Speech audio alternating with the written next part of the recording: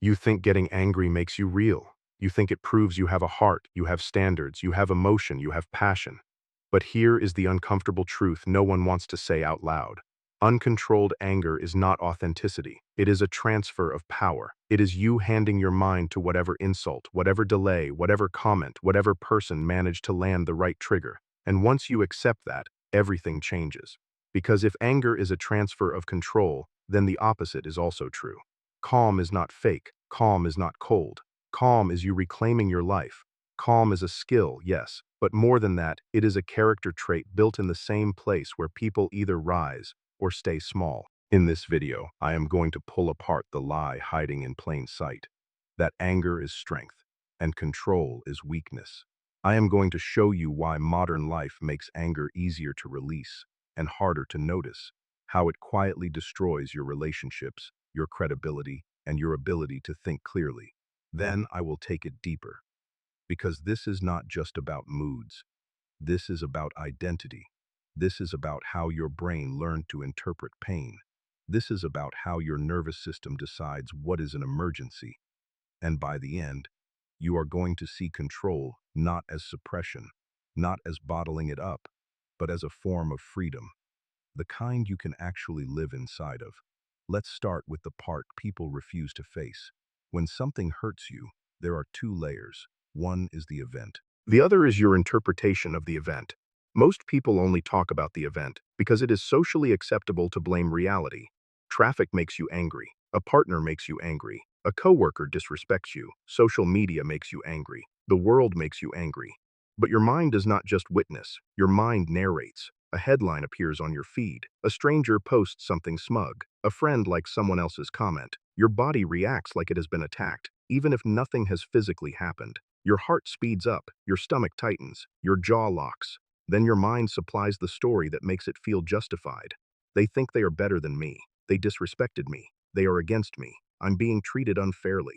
That is not the event. That is the interpretation. That is where the suffering is manufactured. The hardest truth is this: you cannot always stop life from happening. You cannot outlaw illness. You cannot erase betrayal. You cannot guarantee fairness. You cannot force other people to behave like your ideal version of humanity. But you can stop treating every uncomfortable moment as a personal verdict on your worth. You can stop building an entire courtroom inside your head every time reality fails to match your expectations. Marcus Aurelius said something brutally simple: you do not choose the events, but you choose whether you feel harmed by them. People love quoting this because it sounds wise and calm, but most people do not apply it. They use it as a slogan to judge themselves while still reacting the same way. So let me translate it into a modern, painful, real-life sentence. If you keep getting angry, you are not powerless. You are just choosing the wrong lever. Your anger is not inevitable. It is selected. It is rehearsed. It is rewarded by short-term relief and long-term damage. Now, think about your most recent blow-up. What triggered it? Was it truly the thing that happened, or was it the meaning your brain assigned to it? Maybe someone replied late. Maybe a message was dry. Maybe your boss corrected you in front of others. Maybe your partner forgot something you asked for once, even though you were already carrying a lot. When you got angry, what were you really defending? Respect, status, belonging, fairness, safety. Anger feels like power because it makes your body loud. But that loudness is not strength. It is desperation wearing armor. It is your nervous system demanding control through force because it does not know how to get control through clarity. And this is why anger is the privilege of the weak, not weak as an insult. Weak as in untrained. Weak as in unregulated. Weak as in you have not built the internal muscle that can observe discomfort without turning it into a weapon. If you had that muscle, you would not need to explode to feel seen. You would not need to dominate the room to feel safe. You would not need to punish your partner, your coworker, your friend, your audience just to prove you exist. Instead, you would notice the anger early, before it becomes identity. You would catch the moment your body starts to escalate, and you would decide what kind of person you are going to be in the next 10 seconds. Now, modern life makes that harder because it trains you to react. Apps reward immediate emotion. Feeds are designed to interrupt your attention. Notifications create microdopamine hits that condition you to treat each interruption like a threat. People turn disagreements into performance. They argue to look strong, not to reach truth, and you, sitting alone in your room, absorb it and then react like you are in the arena. You start to believe that your anger is your opinion, but often it's just your nervous system responding to stimulation. You know the pattern. Someone posts something, and you instantly feel hot. You craft a reply. You rehearse the perfect sentence. You imagine their face while you deliver your judgment. You feel alive. Then you send it, or you post it, or you like it, and immediately you tell yourself it was necessary. You tell yourself it was justice. But afterwards, your body feels worse. Your relationships become more brittle. Your mind becomes less flexible. You feel slightly ashamed, but not enough to change. You feel proud, but only in a shallow way. That is the addiction. Anger is not just an emotion. It is a cycle. It starts with a perception of threat. It builds into arousal. It ends with release. And then it teaches your brain that this is the correct way to handle discomfort. Attack first, explain later, regret eventually. Control is the quality of the strong because control ends the cycle. Control means you can feel heat without becoming the heat. Control means you can be angry without making your anger drive. Control means you can disagree without turning it into war. And no, control does not mean you become a robot. If you erase emotion, you create a ghost that returns later, louder. Real control is emotional honesty with boundaries.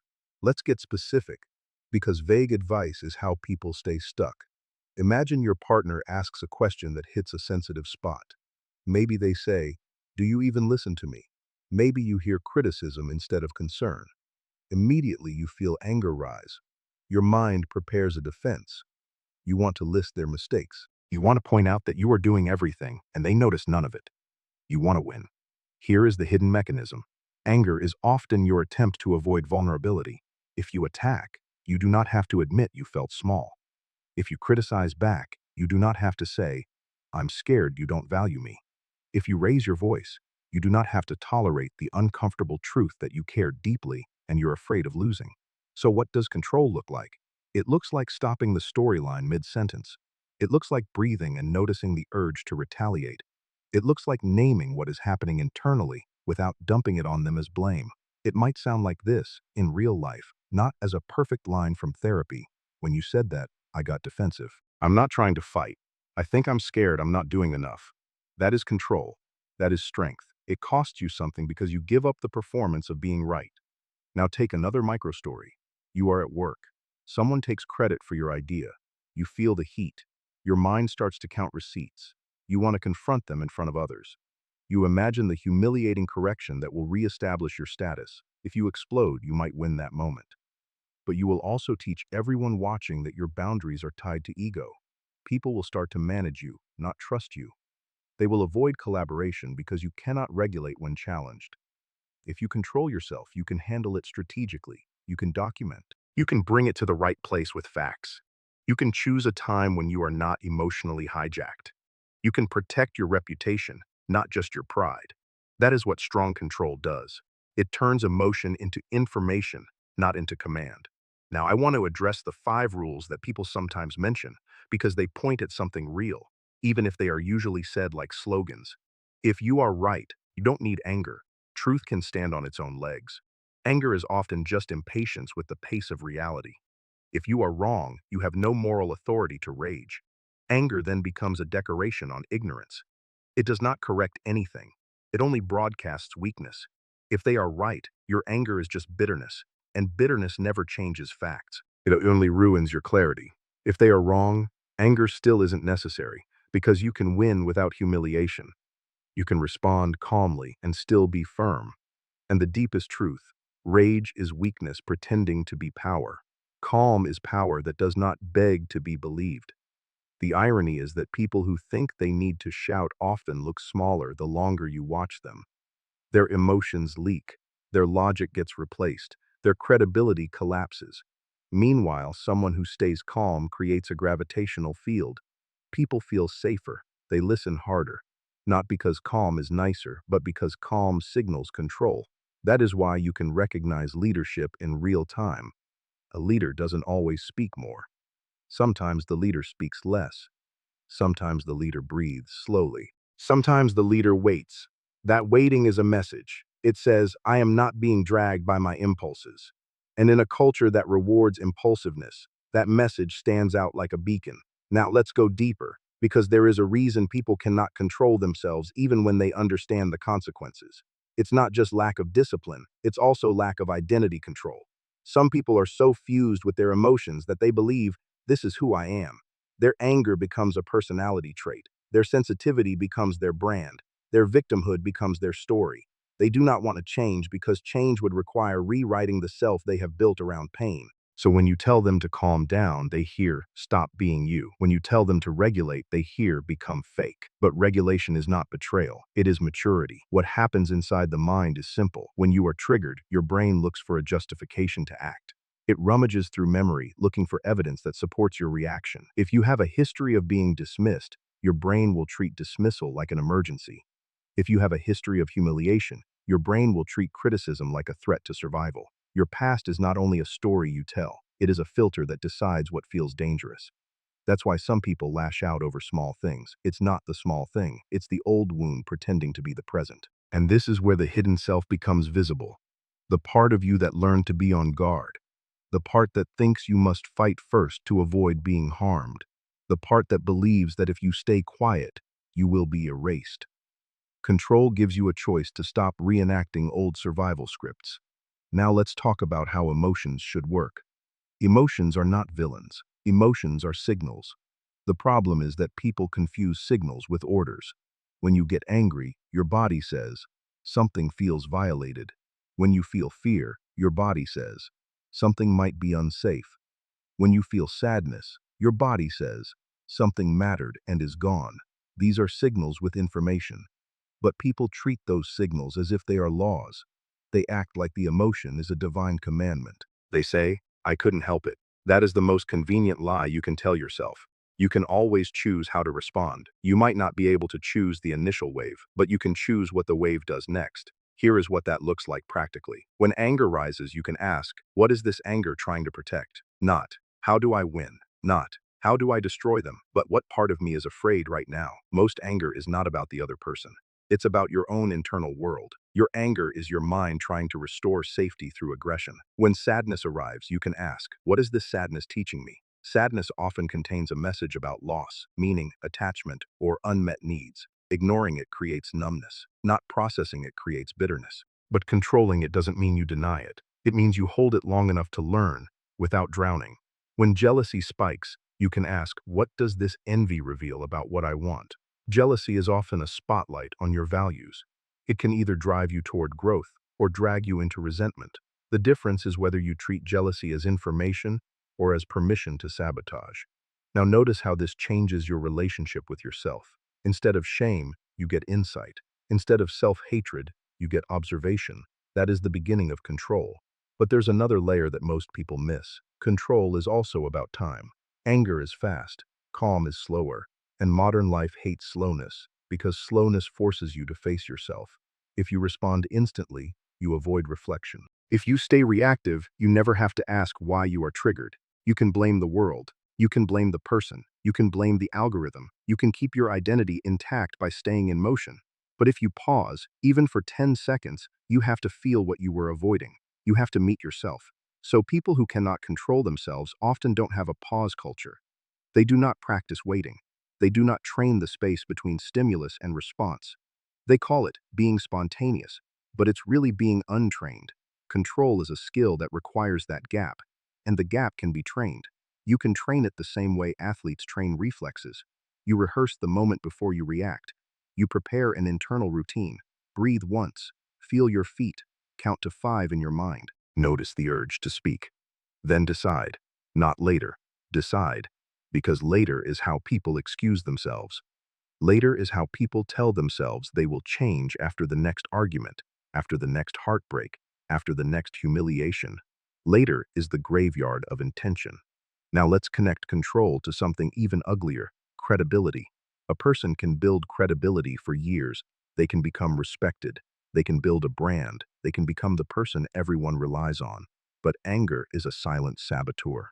1 minute of loss of control can erase years of careful behavior. Think about social life. A public outburst, a rude comment, a harsh message, a humiliating allegation. People remember it because it is emotional and visible. But what do they do next? They protect themselves from you. They hesitate. They reduce trust. They stop collaborating. You might tell yourself it was justified. You might even believe it. But justification does not reverse the signal your behavior sent. Anger says, I might become unsafe when I feel threatened. Calm says, I can handle discomfort without harming you.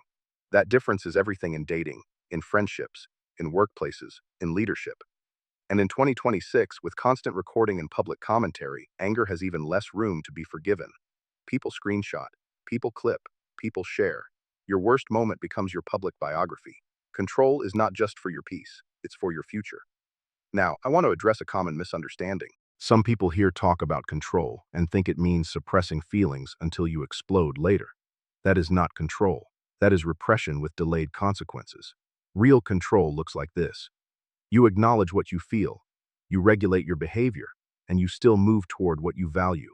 You do not have to pretend you are not angry. You can be angry and still choose to speak respectfully. You can be angry and still choose to leave the room. You can be angry and still choose to negotiate later. People who cannot control themselves often use anger as an excuse to be harmful. They treat harm as if it is honesty. They say the truth, but they say it like violence. Control is choosing honesty without brutality. Now let's make this even more psychologically real. Why do people fear calm? Some people fear calm because calm creates clarity, and clarity might force them to face that they are not actually the victim, or that they did participate, or that they have a need they have never voiced, or that they are scared of losing love. Anger is comforting because it keeps you morally elevated. It allows you to feel righteous. It allows you to externalize blame. It allows you to avoid self-accountability. Calm threatens that comfort. Calm says you are not being attacked by the world. You are being activated by something inside you. Now, what will you do with that? So the weak response is to reject calm, to label calm as boring, to label calm as cold, to label calm as cowardice. Anything to justify continuing the cycle. Don't fall for that. Calm is not cowardice. Calm is discipline with dignity. Now we need to talk about society, because individuals do not exist in a vacuum. Emotions are contagious. When a community accepts rage as normal, chaos spreads faster than truth. People stop negotiating and start fighting. People stop listening and start performing dominance. Picture a small community where every disagreement becomes a public battle. Who wants to live there? Who wants to invest there? Who wants to build something that takes years, not minutes? Violence does not just happen at the front lines. Violence happens in the way people decide, in the way people trust, in the way people cooperate. In contrast, a society where people can regulate collectively builds a different kind of strength. It builds stable rules. It builds institutions. It builds leadership that does not panic. This is why calm is a foundation for order. Not because calm is nice, but because calm reduces unpredictable harm. Calm allows planning. Calm allows collaboration. Calm makes it possible to survive crises without turning every stressor into an excuse for violence. And if you think that's abstract, look at modern systems, markets, healthcare, government response to emergencies. The difference between competent response and collapse is often not intelligence alone. It is emotional regulation under pressure. When the environment is unstable, panic multiplies mistakes.